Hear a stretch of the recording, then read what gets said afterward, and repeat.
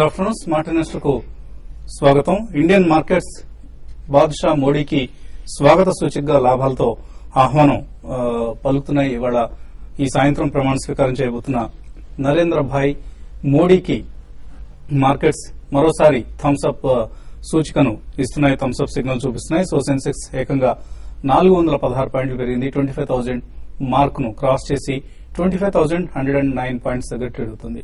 అలాగే నిఫ్టీ 113 పాయింట్ల లాభంతో 7,480 7,500 మార్క్ ను క్రాస్ చేసిన ఒక దశలో, కానీ కొంత హైయర్ లెవెల్స్ దగ్గర సెల్లింగ్ రావడంతో మార్కెట్స్ లో మనకు ఒక స్ట్రాంగ్ ట్రేడింగ్ సెషన్ కొనసాగుతున్నప్పటికీ కొంత హైయర్ లెవెల్స్ దగ్గర అక్కడక్కడ సెల్లింగ్ ప్రెషర్ కూడా వస్తుంది.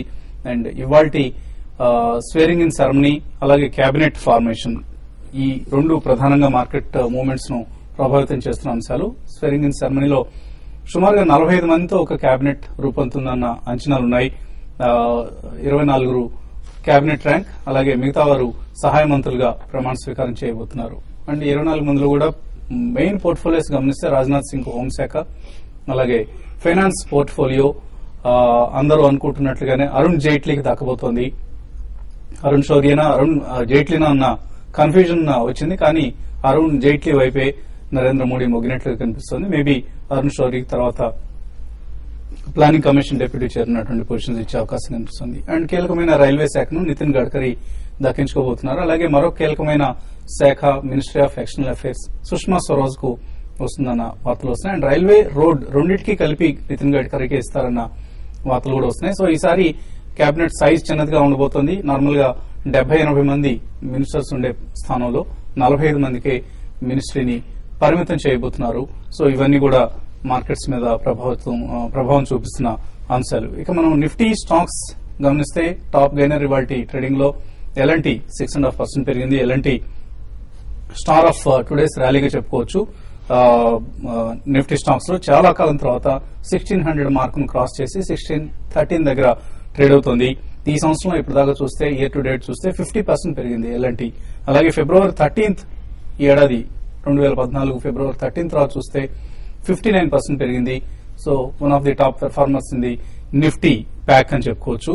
అలాగే సిఎల్ఎస్ఎల్ అండ్ కంపెనీస్ బ్రోకింగ్ సంస్థలు 1770 టార్గెట్ ప్రైస్ గా ఇస్తున్నాయి ఎల్ఎన్టీకి సంబంధించి. మేబీ అనదర్ 100 రూపీస్ పొటెన్షియల్ కనిపిస్తుంది, 100-150 రూపీస్ పొటెన్షియల్ ఇది near term. And long term లో ఎటువంటి పీక్స్ ని టచ్ చేస్తాయన్నది ఇప్పటికెప్పుడు ఊహించడం మనం కష్టం. Most of the index stocks లో 52 వీక్ హైస్ దగ్గర, కొన్ని అయితే లైఫ్ టైమ్ హైస్ దగ్గర ట్రేడ్ అవుతున్న టైం ఇది. And EPS growth next 2 years లో 18% ఉంటుందన్న అంచనా సిఎల్ఎస్ఏ వేస్తుంది. అలాగే మిడ్ క్యాప్స్ లో ఇవాళ స్టార్ పెర్ఫార్మర్ ఐఆర్బీ ఇన్ఫ్రాగా చెప్పుకోవచ్చు. ఆల్మోస్ట్ 12% పెరిగింది ఇలా ఈ స్టాక్ మోడీ వస్తున్నారన్న వార్తల నేపథ్యంలో. అలాగే M&M next top gainer in the index pack. Grasim, BHEL కూడా 285 దగ్గర ట్రేడ్ అవుతుంది. ఒక దశలో 292 వరకు వెళ్ళింది. టాటా మోటార్స్ 450 రూపీస్ దగ్గర ట్రేడ్ అవుతుంది 4% లాభంతో. లూజర్స్ లిస్ట్ చూస్తే ఏషియన్ పెయింట్స్ 2% నష్టపోయింది. Lupin, Cipla, state bank of India మొన్నటి స్టెలార్ ర్యాలీ తర్వాత ఇవాళ కూడా ప్రారంభంతో లాభాలతో ఉంది, కానీ కాసేపటి నుంచి నష్టాల్లోకి వెళ్ళింది. అలాగే ఐడిఎఫ్సిలో కొంత ప్రాఫిట్ టేకింగ్ కనిపిస్తుంది, 1% నష్టపోయింది. మిడ్ అండ్ స్మాల్ క్యాప్స్ లో మనం చాలా స్ట్రాంగ్ గెయిన్స్ చూస్తున్నాం. అయితే కొంత ఇక్కడ మనకు నష్టాలు కనిపిస్తున్నాయి. అంటే హై లెవెల్స్ నుంచి కొంత వెనక్కి వస్తున్నాయి మెజారిటీ ఆఫ్ ది స్టాక్స్. మనం నిఫ్టీ జూనియర్స్ లో మనం చూస్తే గెయినర్స్ లిస్ట్ లో సెయిల్ అత్యధికంగా 9.5% పెరిగింది. ఒక దశలో 100 రూపాయలు దాటిందని 101 దాకా వెళ్లి ఇప్పుడు 98 దగ్గర ట్రేడ్ అవుతుంది. అలాగే రిలయన్స్ పవర్ 117 నుంచి 104.75 ఆల్మోస్ట్ 105 దగ్గర ట్రేడ్ అవుతుంది.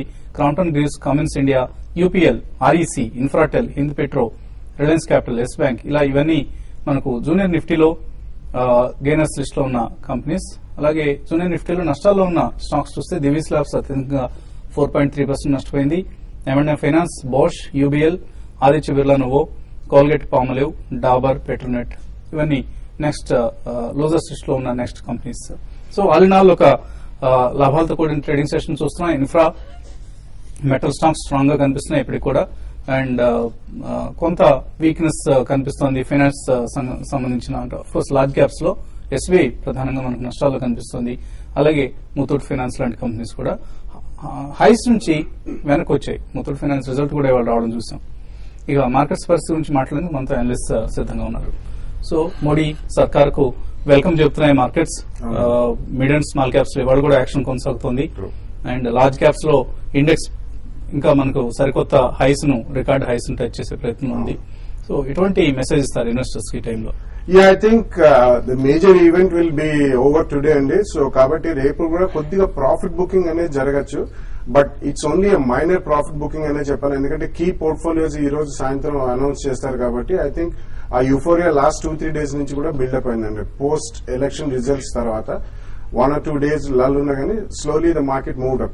But next week I think the absolute fundamentals will come into play అంటే వీళ్ళు ఫాస్ట్ ట్రాక్ రిఫార్మ్స్ ప్రోగ్రామ్ ఎవరెవరు అనౌన్స్మెంట్ ఎట్లా చేస్తారు, పెద్దపీట ఇన్ఫ్రాస్ట్రక్చర్ వేస్తారని డెఫినెట్లీ మనకి తెలుసు. అలాగే అగ్రికల్చర్ కి and there are some departments which are being spoken about. Indian Railways disinvestment వార్తలు కూడా మనకి స్ట్రాంగ్ గా వినిపిస్తున్నాయి అండ్ కోచిన్ షిప్ యార్డ్ ఇటువంటివి. So definitely infrastructure will be in limelight అండి. కాబట్టి లాస్ట్ 2-3 years పర్ఫార్మెన్స్ అంత బాగాలేదు కాబట్టి ఇన్ఫ్రాస్ట్రక్చర్ స్టాక్స్ ఎవ్రీ డిప్ లో రిలేటివ్లీ క్లీన్ బ్యాలెన్స్ షీట్స్ ఉన్నాయి. ఇందాక మీరు మెన్షన్ చేసినట్టు LNT it's definitely it's proxy for India's infrastructure కాబట్టి అటువంటి స్టాక్స్ లో definitely one can take a position. ఇవి అలా పక్కన పెడితే IT and pharma stocks relatively week ఉన్నాయండి. ఐటీ స్టాక్స్ కొద్దిగా పుంజుకున్నాయి, maybe 1 or 2 percentage points in the last 1 or 2 days also. But housing finance companies I think will be definitely outperformers in this. So housing finance companies, every dip should be a very strong buy, like LIC Housing Finance, GIC, Canfin Homes, Dewan Housing, ఇటువంటివన్నీ కూడా. ఎందుకంటే మనకి 100 new cities creation అనేది వాళ్ళ మేనిఫెస్టోలో కూడా ఉంది కాబట్టి I think it's going to be a great subject for infrastructure, reality companies. Similarly మనకి ఈవెన్ ఎలక్ట్రిసిటీ జనరేషన్ ఇప్పుడు మీరు మెన్షన్ చేసినట్టు ఒకటే మినిస్ట్రీ, ఎనర్జీకి ఒకటే ministry. It can be power and ఇతరత్ర రెన్యూబుల్ ఎనర్జీ సోర్సెస్. పెట్రోలియం కూడా we do not know whether it will B combined in the energy ministry. అలాగే ట్రాన్స్పోర్ట్ కూడా రైల్వేస్ కానివ్వండి, ఇతరత్ర రోడ్ ట్రాన్స్పోర్ట్ కానివ్వండి, వీటన్నిటిని కూడా. సో ఇలాంటిది it's a very good effort అని చెప్పాలి. And post fundamentals next 1 week లో కొద్దిగా కన్సాలిడేషన్ మాత్రం తప్పకుండా అవుతుందండి మార్కెట్. ఇక్కడ it may not be a run away market from here. So consolidation అయిన తర్వాత, ప్రైస్ డిస్కవరీ అయిన తర్వాత, based on the next financial year and 16 results మీద people are already started buying. So SIP ద్వారా కానీ 2 or 3 ప్రైస్ పాయింట్స్ లో definitely I think one can buy good stocks. Okay అండి. So morning opening trade లో buy చేసిన వాళ్ళకి ఇప్పటికీ ఇంకా లాభాల్లోనే ఉన్నాయి వాళ్ళ పొజిషన్స్ చూస్తే. సో ఇక్కడ లాంగ్ పొజిషన్స్ కట్ చేసుకోవడం మంచిది అనిపిస్తుందా, లేకపోతే క్యారీ చేసుకోవచ్చా రేపటికి? ఇక్కడ రేపటి క్యారీ చేసుకోవాలి అంటే మాత్రం కొంచెం డిఫికల్ట్ గా కనిపిస్తుంది మార్కెట్. ఎందుకంటే లాస్ట్ ఒక 1 hour గానీ మనం చూస్తే ఇంటర్డే ట్రెండ్ గానీ గమనిస్తే హైయర్ లెవెల్ కొంత డిస్ట్రిబ్యూషన్ ప్యాటర్న్, తర్వాత సెల్లింగ్ అనేది, ప్రాఫిట్ బుకింగ్ అనేది రావడం చూసాము. బ్యాంక్ నిఫ్టీ 300 points నుంచి మనకి ఒక టైంలో మైనస్ కు వచ్చి మళ్ళీ షార్ప్ గా బౌన్స్ బ్యాక్ కావడం చూసాము. కాబట్టి ఇటువంటి పరిస్థితులు ఏంటంటే మార్కెట్ లో కొంత ప్రాఫిట్స్ బుక్ చేసుకుని కొంత వెయిట్ చేయడం చాలా వాటికి ఉత్తమం అనిపిస్తుంది. నెక్స్ట్ 2-3 రోజుల్లో మార్కెట్ వోల్టాలిటీ F&O క్లోజింగ్ దగ్గరికి వచ్చింది కాబట్టి దాని వోల్టాలిటీ కూడా మార్కెట్ లో ఉంటుంది. సో ఓవర్ నిఫ్టీ పరంగా, ఈవెన్ స్టాక్స్ పరంగా కూడా చాలా స్టాక్స్, తర్వాత మిడ్ క్యాప్ కౌంటర్స్ అని కూడా చాలా ఓవర్ బాట్ లో ఉన్నాయి.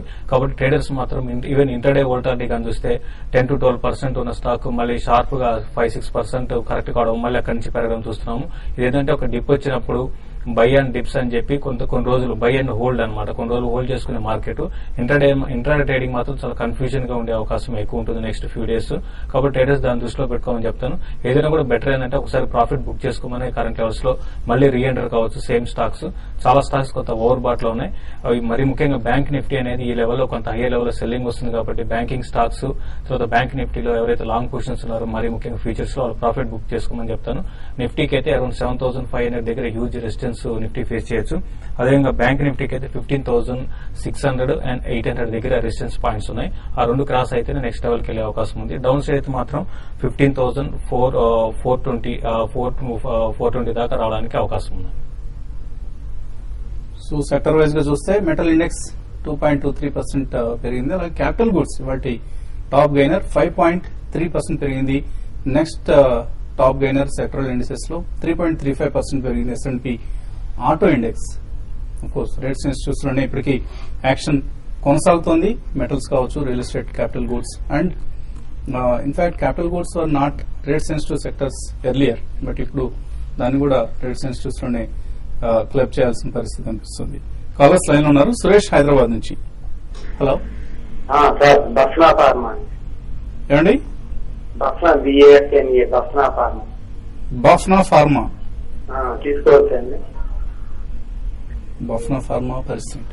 Yeah, it's a very small cap, micro cap stock and it's a company based out of Bangalore. But వీటన్నిటికీ కూడా the pure play formulations. Generally pharmaceutical stocks అన్ని కూడా బ్యాక్ సీట్ తీసుకున్నాయి. కొద్దిగా it will take some more time for them to consolidate అండి. So ఆ context లో if you want to buy pharmaceutical stocks, there are other stocks like JB Chemicals ఒకటి, Dishman Pharma ఇవన్నీ కూడా చాలా స్ట్రాంగ్ గా consolidate అయ్యి they are going to the next level. కాబట్టి 2-3 ప్రైస్ పాయింట్స్ లో ఇటువంటి స్టాక్స్ మిడ్ క్యాప్ స్టాక్స్ కి I think it's better to buy that rather than pure play formulations like Bafna pharma. తర్వాత కలర్ రామకృష్ణ ముంబై నుంచి. హలో హలో అడగండి రామకృష్ణ గారు. Hello హ్మ్. Sir నేను పీవీఆర్ తీసుకున్నాను 535 మీద. Okay. Hello PVR and short PVR 535 మీద కేబీఐడి 169 నేను అంటే షార్ట్ టర్మ్ కోసం కొన్నారు ఇవి? 200 షేర్స్ ఉంది పీవీఆర్. ఎంతకాలం హోల్డ్ చేస్తారు? ఇప్పుడు రిజల్ట్ ఉన్నాయి కదండి, పాజిటివ్ వస్తే ఉంచుదామని లేకపోతే తీసేద్దామని. ఓకే. షార్ట్ టర్మ్ అవుట్లుక్ ఎలా ఉంది? అంటే షార్ట్ టర్మ్ పీవీఆర్ విషయానికి వస్తే చాలా రోజుల తర్వాత మళ్ళీ స్టాక్ లో చిన్న స్మాల్ అప్ ట్రెండ్ అనేది రావడం చూసామండి. రిజల్ట్ ఏ విధంగా వస్తాయని ఎగ్జాక్ట్ గా చెప్పడం అయితే కష్టము. బట్ నా ఉద్దేశం ప్రకారం మీరు హోల్డ్ చేయండి. చాలా రోజుల తర్వాత ఈ స్టాక్ లో ఇంతకుముందు మార్కెట్ బేరిష్ మార్కెట్ లో కూడా ఈ స్టాక్ పెరిగింది. అయితే లాస్ట్ కొన్ని రోజులు కొంత స్టాక్ సైడ్ వేస్ లో ఉంది. మీరు పెరగడానికి ఈ స్టాక్ కొంత అవకాశం కనపడుతుంది. గతంలో బాగా స్ట్రాంగ్ గా రికమెండ్ చేసిన స్టాక్ ఇది. రిజల్ట్ ఎలా ఉండొచ్చు? రిజల్ట్ అంటే బేసికలీ ఇటువంటి స్టాక్స్ 1 or 2 హిట్స్ వస్తాయి. అంటే రీసెంట్లీ 1 or 2 రిలీజెస్ కూడా వచ్చాయి అండ్ మనకి ఈవెన్ సీజన్ కూడా హాలిడే సీజన్ కాబట్టి I think it should be reasonably ఓకేనండి. ఎందుకంటే లాస్ట్ రిజల్ట్ కంటే కూడా ఈ క్వార్టర్ లో 1 or 2 big hits have come. So ఇటువంటి companies generally 1 or 2 big hit movies ఉంటే it will be lumpy and results will not be consistent. So ఈ కారణం వలన ప్యూర్లీ రిజల్ట్స్ గురించి మాత్రం కొనద్దు. ఇన్ కేస్ రిజల్ట్స్ బాగుండి వస్తే మీరు షార్ట్ టర్మ్ ప్లేయర్ కూడా ఒకసారి ప్రాఫిట్ బుక్ చేయండి. గతంలో ఇది 620, 630 దాకా కూడా వెళ్ళిన stock. But long term players కి maybe 3 to 5 years they are excellent stocks అండి because they are the leaders in the pack. And entertainment zone లో not only entertainment exhibition business, bowling alleys కానివ్వండి, ఫుడ్ కోర్ట్స్ కానివ్వండి, ఇతరత్ర అన్నిట్లో కూడా వాళ్ళు profitable గా ఉన్నారు. అండ్ రీసెంట్లీ సినిమాక్స్ కూడా అందులో మర్జ్ అయింది కాబట్టి it's a very good long term story. But results బాగుంటే మాత్రం ఒకసారి డెఫినెట్లీ ప్రాఫిట్ బుక్ చేయమని చెప్తాను. సో జాక్ పాట్ కొట్టడం అంటారు. నితిన్ గడ్కరీ ఓ దశలో అయిపోయింది ఇంకే తన రాజకీయ జీవితం అనుకున్న మనిషి ఇవాళ transport ministry including civil aviation ఇవ్వబోతున్నారట. సో ఇటు railways,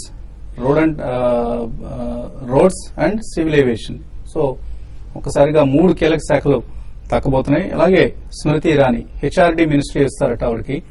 and Piyush Goyal oil and power ministry రాబోతుంది అంటున్నారు. అలాగే రవిశంకర్ ప్రసాద్ కి లా అండ్ టెలికాం.